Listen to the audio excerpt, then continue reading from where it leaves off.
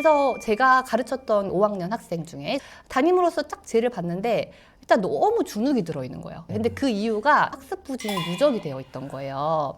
그래서 공부를 해도 잘 안 되는 경험이 많이 쌓이다 보니까 자꾸 기가 죽어요. 그래서 이 친구의 자신감, 성공 경험을 위해서 제일 먼저 공략한 게 요즘 아이들이 글을 좀 빨리빨리 읽어요. 왜냐면 우리가 메시지를 보내거나 영상을 보거나 하면 너무 속도가 빠르잖아요. 그러니까 이거를 의도적으로 해줘야 되는 거예요. 그래서 잠깐 쉬어서 이거를 한번 해주는 거죠. 이것만 해주셔도 사실 추론 연습이거든요. 선생님 자녀들은 그런 걸 의도적으로 하세요? 네, 하는데 근데 어쩔 때는 애가 되게 싫어해요. 우리 엄마 또? 네. 근데 10번 중에 한 5번 대답을 하면 엄청나게 땡큐고 2번이라도 대답해도 2번 건지는 거고요. 처음에는 귀찮아하고 싫어할 수도 있는데 자꾸 물어보면은 자기도 생각을 꺼내보려는 연습을 한다는 거예요.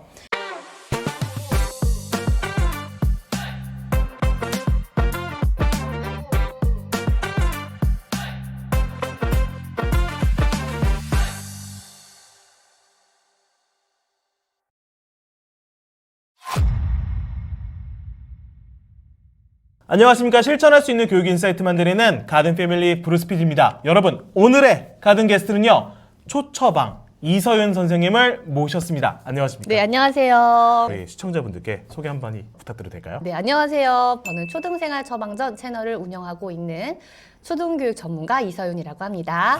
네. 오늘 귀한 시간 내주셔서 감사합니다. 학년이 올라갈수록 포텐이 터진다.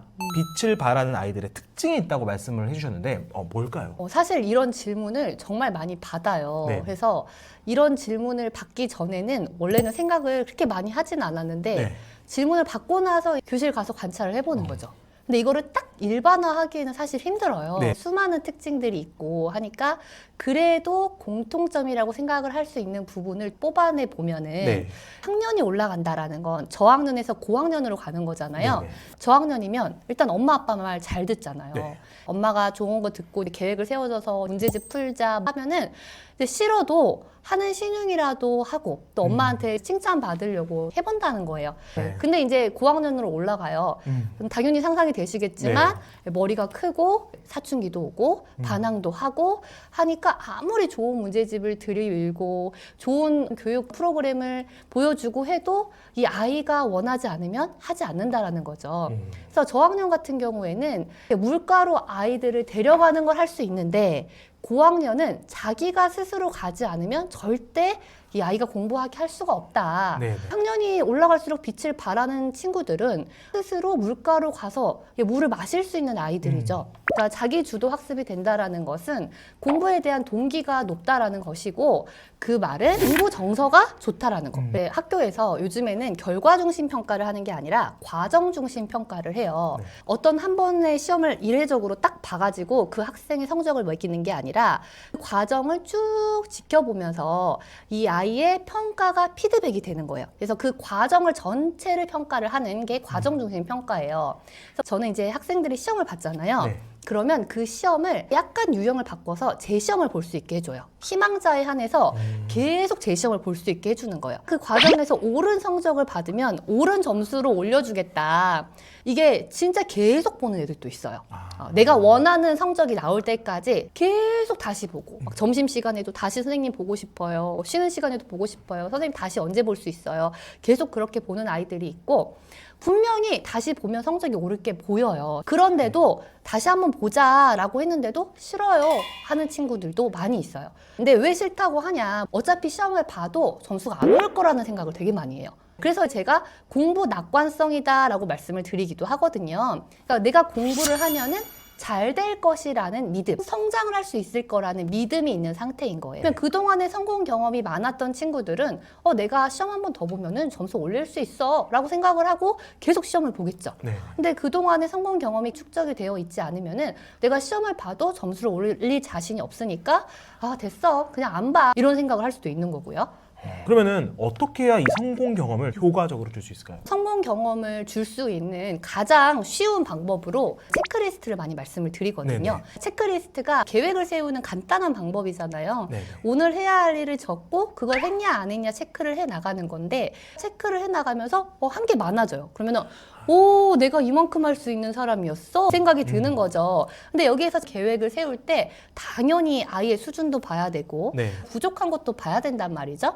그래서 제가 가르쳤던 5학년 학생 중에 담임으로서 딱 쟤를 봤는데 일단 너무 주눅이 들어있는 거예요. 근데 그 이유가 학습 부진이 누적이 되어 있던 거예요. 그래서 공부를 해도 잘 안 되는 경험이 많이 쌓이다 보니까 자꾸 기가 죽어요. 근데 그 친구는 그래도 암기력이 뛰어나더라고요. 그래서 이 친구의 자신감, 성공 경험을 위해서 제일 먼저 공략한 게 사회였어요. 그러니까 사회는 외우는 게 좀 많으니까 쪽지 시험을 이렇게 보는데 이거 외우자 하고 외울 수 있는 양을 딱 주고 너 충분히 할 수 있어. 그리고 옆에서 이제 공부를 계속 시키죠. 네. 근데 이 친구가 암기력으로 뛰어나니까 100점을 받은 거예요. 그때부터 이제 애의 눈빛이 달라지거든요. 나 할 수 있네. 나 이거 성공할 수 있네. 그 다음에 이 아이가 약한 수학으로 옮겨가는 거예요. 이 아이가 5학년이니까 3학년 수학부터 구멍이 나 있었거든요. 근데 한번 사회로 좀 성공 경험을 축적해서 나 할 수 있네 라는 생각이 들었잖아요. 그리고 나서 3학년 수학부터 딱 공략을 해가지고 이제 다시 연습을 시키죠. 어떤 아이의 그 성공 경험 자체가 무엇보다도 큰 보상이거든요. 그러니까 장난감 줄게, 뭐 줄게 이게 아니라 내가 할 수 있다라는 그 성장 자체를 느끼면 그것보다 더 큰 보상이 없어요. 도파민이 나오는 거죠. 그게 우리가 시험 점수, 수학 이런 쪽으로만 보는데 독해력, 문해력 여기에도 성공 경험이 너무너무 필요하다라는 거예요. 우리가 생각을 해보면은 제가 PD님한테 이만한 영어로 써진 지문의 글을 엄청 어려운 어휘들이 많이 있는 걸 딱 주면서 한번 읽어봐 이렇게 한 거예요. 쉽게 읽을 수 있으실까요? 네, 저도 분명히 네. 못 읽는데 읽기 싫은데 이 생각이 들면서 딴 생각하거나 안 읽는다고 한다거나 그럴 거예요. 그러니까 우리 아이들한테 긴 지문 혹은 텍스트, 긴 책 이런 건 약간 그런 느낌인 거예요. 이러면서 글을 읽기 싫어하는 거예요. 그럼 이 친구에게 필요한 거는 내가 글을 읽었을 때 이해가 되네 하는 그 성공 경험이 필요한 거죠. 그럼 이 친구에게는 엄청나게 쉬운 책부터 줘야 되겠죠. 그래서 저희 반은 이제 4학년 학생이었는데 4학년인데도 한 1학년 후반 정도의 독서 수준을 가지고 있었어요. 그래서 그림책 진짜 쉬운 거만 조금 읽다가 말고 책 읽으라고 하면은 만화책 그림만 떠들떠들 하고 있는 거죠. 그러면 그 친구에게는 텍스트를 읽고 이해하는 성공 경험이 필요한 거죠. 그래서 엄청나게 쉬운 책부터 옆에서 같이 읽어주고 같이 돌아가면서 소리 내어서 읽고 그다음에 묵독으로 여기서부터 여기까지 한번 읽어봐. 무슨 내용이야? 이거를 해줘야 되는 거예요. 수학 같은 경우는 우리가 눈에 보이니까 옆에서 앉혀가지고 풀어봐. 이해가 안 되네. 이 부분이 잘 안 되네. 이게 눈에 잘 보이는데 문해력 같은 경우에는 눈에 잘 안 보이잖아요. 그래서 이 아이가 제대로 책을 읽고 있는지 이해가 안 되는지 잘 점검이 되지 않기도 하고 책을 읽고 나서 무슨 내용이었어? 라고 물어보면은 대부분 많은 애들이 몰라 라고 말을 해요. 근데 그럴 수밖에 없는 게 성인들도 두꺼운 책을 읽잖아요. 읽을 때는 이해가 된다고 생각을 하는데 다 읽고 나서 요약을 하는 게 쉽지가 않으니까. 그래서 이럴 때는 엄마의 불안감을 낮춰주는 용도로는 독해 문제집이 유용하기도 해요. 왜냐하면 독해 문제집 같은 경우에 정답이 딱 이렇게 떨어지잖아요. 네, 오답, 수학처럼. 정답이 있으니까. 네. 그러니까 읽고 나서 이해가 된다 안 된다 이게 좀 점검을 할 수가 있는 거죠. 그 다음에 아이들 같은 경우에 좀 긴 텍스트가 부담스럽게 다가온다. 그러면은 좀 짧은 글을 읽으면서 이거 읽고 이해, 통과. 이거 읽고 이해 하면서 그게 성공 경험처럼 느껴지는 거예요. 이제 아이들도 자기가 문제집을 한 번씩 끝낼 때마다 엄마도 뿌듯하거든요. 옆에 있는 엄마도 뿌듯한데 자기도 되게 뿌듯한 거예요. 그래서 이 성공 경험 자체를 실제로 텍스트를 읽어본 축적된 시간뿐만이 아니라 눈에 보이는 결과로도 성공 경험을 가질 수가 있는 거죠. 이 문해력에 대해서 대중들이 혹은 학부모님들이 흔하게 갖는 오해, 착각, 이런 건 아닌데 이런 거 좀 꼽아줄 수 있으실까요? 문해력에 대해서는 사실 학년이 올라가면은 마치 이제 나이가 드는 것처럼 문해력도 자연스럽게 좋아질 거다라는 그런 오해를 하시기도 해요. 근데 이게 문해력이라는 것은 텍스트를 읽고 이해하는 경험을 많이 해봐야 되는 거잖아요. 그러니까 쉽게 생각을 하면은 우리가 피아노를 치는 거 피아노도 연습을 해야 실력이 올라가잖아요.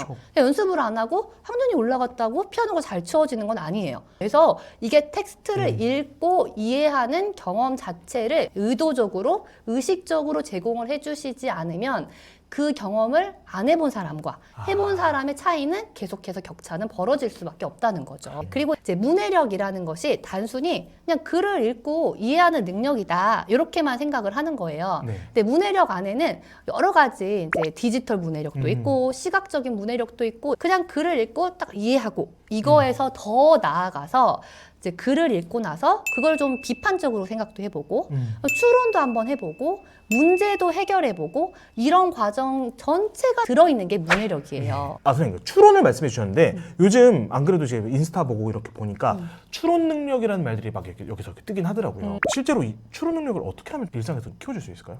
그러니까 추론 능력이라는 것이 눈에 안 보이는 것을 한 번 더 생각을 해보는 거잖아요. 그냥 이렇게 대화를 하다가 네. 아이가 이제 모르는 낱말이 나왔어요. 네. 그러면 엄마 생소한이 뭐야? 라고 물어봤죠. 네. 그러면은 그때 한 템포 잠깐 쉬어서 뭔 거 같아? 이것만 해도 사실 추론이에요. 그러니까 짐작을 한번 해보는 거죠. 네. 그러면은 그냥 바로 알려주는 것보다 이렇게 서로 왔다 갔다 하는 것 자체도 추론이고 그 다음에 글을 읽다가 예를 들면은 언어는 생각을 비추는 거울이다. 뭐 이런 게 나온 거예요. 네. 그러면은 여기 안에도 함축적인 의미가 많이 들어있거든요.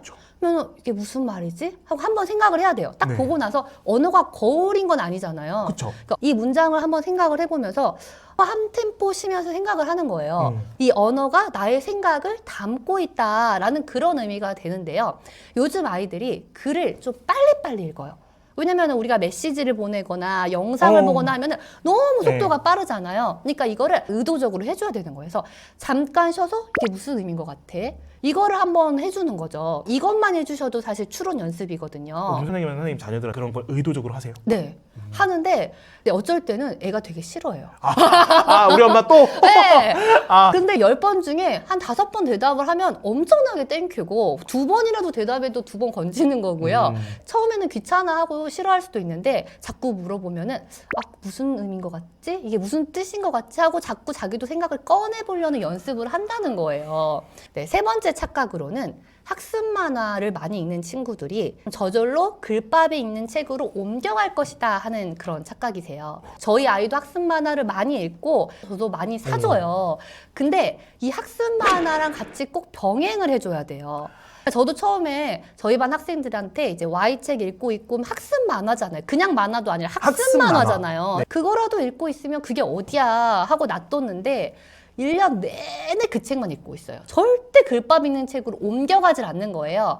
그러면 이 독서 사다리를 놔줘서 같이 글밥 읽는 책을 읽어주고, 그러니까 제가 말씀드리는 건 텍스트에 대한 성취 압력이라고 말씀드리거든요. 텍스트를 읽고 이해하는 성공 경험을 말씀드렸잖아요. 네. 그냥 만화책만 읽는 애들은 내가 긴 텍스트를 읽고 이해할 수 있을 거라는 성공 경험이 부족한 거예요. 그래서 글만 보면 무서운 거예요. 물론 누가 압력을 주지 않아도 학습 만화 읽다가 옮겨가는 애들이 또 일부 있어요. 그런데 별로 없어요. 진짜 별로 없어서 누군가 옆에서 같이 텍스트를 읽고 같이 이제 해석도 하고 같이 책도 읽어보고 하는 경험이 있어야 글 읽는 책은 이렇게 읽는 거구나 하고 아는 거지. 대부분의 친구들은 만화책만 읽다가 끝난다. 실제로 제가 독서 타임을 저희 아이랑 할 때도 이 학습 만화를 읽는 시간이랑 글밥 읽는 책을 딱 정해줘요. 그래서 이 시간에는 학습 만화는 안 돼. 독서 타임에는 글밥 읽는 책을 읽고 여가 시간에 학습 만화를 읽어. 이렇게요. 네.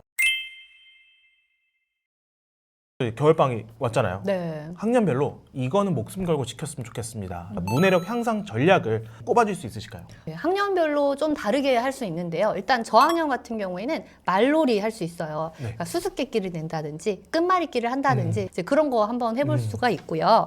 소리 내어서 읽기도 낭독을 하면서 할 수가 있고요. 소리 내어 읽기 같은 경우에는 잘 정제된 글, 독해 문제집이나 뭐 신문 기사 이런 것들을 가지고 또 하루에 하나씩 읽기를 해볼 수도 있겠죠.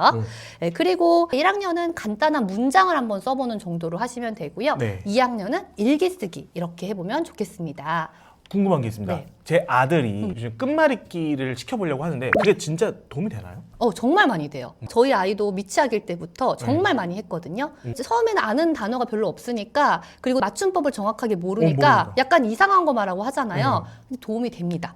그래서 끝말잇기 하시는 거를 정말 강력하게 추천드려요. 어, 그 다음에 이제 중학년 같은 경우에는 사회하고 과학을 배우기 시작을 했잖아요. 네네. 그러니까 이게 약간 문학책만 읽는 친구들도 있거든요. 그럴 스토리. 때는 비문학 정보책도 같이 도전을 해보시는 게 좋아요. 네. 물론 저는 이제 독서 편식, 편독 같은 거를 나쁘게 보지 않아요. 편독을 하더라도 충분히 문해력은 길러질 수 있다라고 생각을 하지만 그래도 골고루 읽었으면 좋겠으면 네네. 하는 게 엄마의 마음이잖아요. 그러니까 이제 너무 문학만 읽는 친구들에게는 비문학을 너무 비문학만 읽는 친구들에게는 좀 문학을 읽어볼 수 있는 경험을 해보시는 거예요. 그 다음에 일기 쓰기와 독서력 같은 거를 연습을 해보는 것도 좋아요. 그리고 이제 자신의 생각을 근거를 들어서 말하는 거예요. 주장과 근거를 들어가지고 사회적인 문제로도 이야기를 한번 해보고 관심을 갖는 거죠. 예를 들면은 이제 식당에 갔는데 노키즈존이다 이렇게 네. 적혀 있는 거예요. 그럼 그 노키즈존에 대한 것들을 찾아서 같이 이야기를 나눠보면 좋잖아요. 네. 그래서 노키즈존이 무엇이고 왜 노키즈존이 생겼고 이런 이야기를 한번 나눠보시는 거고요. 또 요즘에 고학년 친구들 같은 경우에는 또 화장을 하는 친구들도 많이 있어요.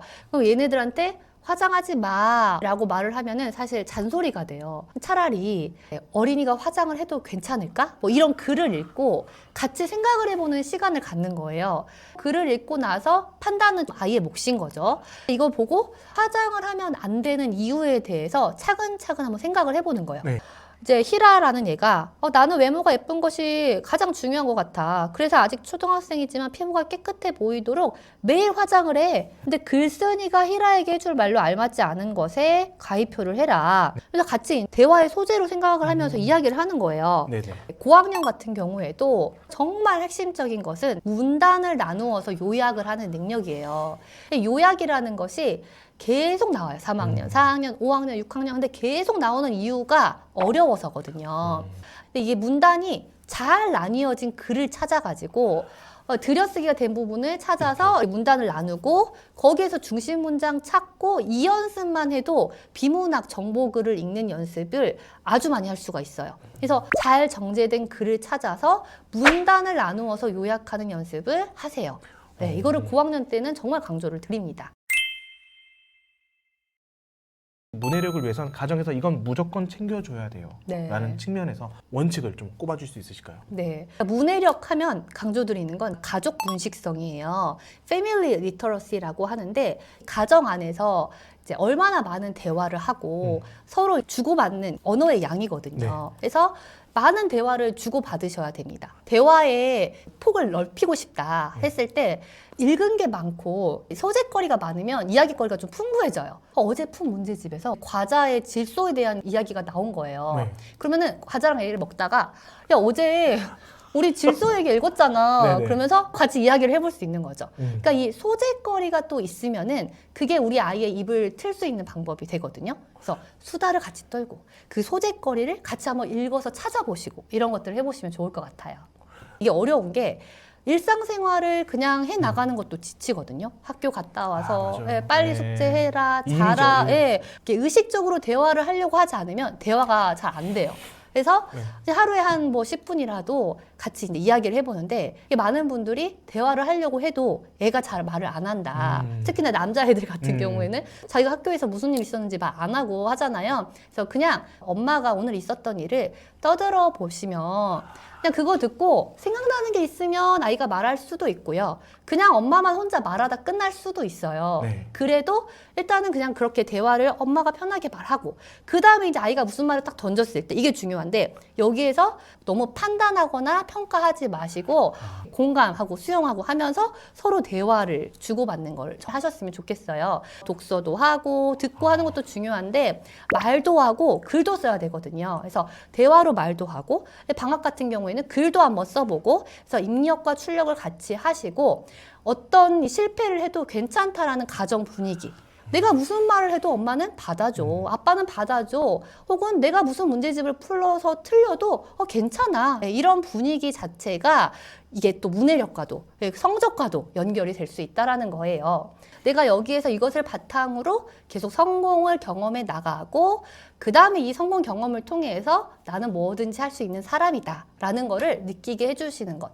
이게 가장 중요합니다. 선생님 오늘 정말 명쾌한 인사이트 감사합니다. 네, 감사합니다.